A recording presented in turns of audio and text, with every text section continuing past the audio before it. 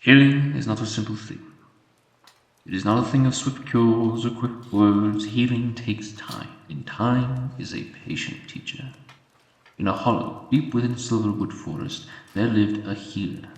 Her name was Elishka, and she was known not for her knowledge of potions or her knowledge of the body's workings. No, her gift was gentler. She healed hearts.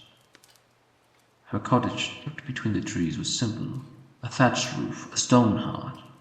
The air around it always smelled of lavender and rosemary, and there was a quiet peace in the space where sunlight broke through the leaves.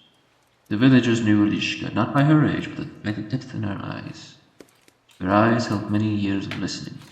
Never rushed a word, never hastened a glance. People came to her, often weary and heavy of heart, not because they were ill, but because they were broken.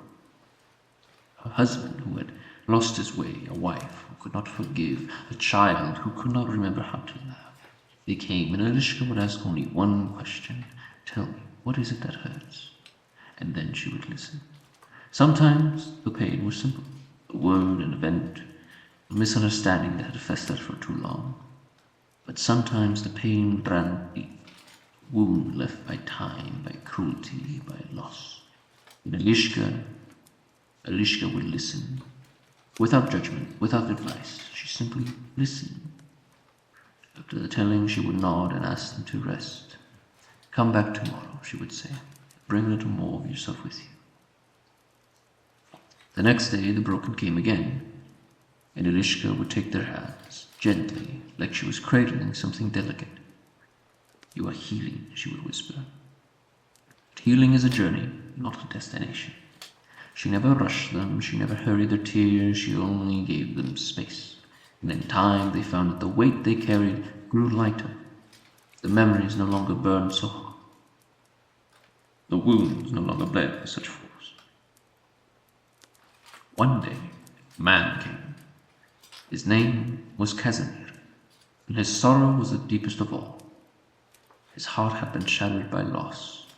A wife taken too soon, children lost to sickness. He had carried it for years, a stone in his chest that never left. When he came to Elishka, he only said, "I cannot heal. I am broken beyond repair." Elishka simply smiled. "It is not that you are broken," she said. "It is that you have forgotten how to mend yourself." She gave him no potion, no magic. Instead, she gave him time. She gave him quiet mornings by the hearth. She gave him soft conversations about simple things, birds in the trees, the feel of rain on his skin, the joy of a single breath. And slowly, over time, the stone in his chest began to loosen. It did not disappear, but it became lighter. He could breathe again. He returned to his home, and though his heart still carried the weight of what he had lost, it no longer ruled him.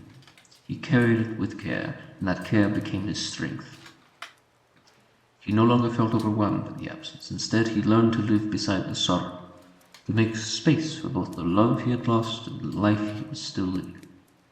In this way, he found peace within himself, and the quietness of his heart began to heal him, slowly, steadily.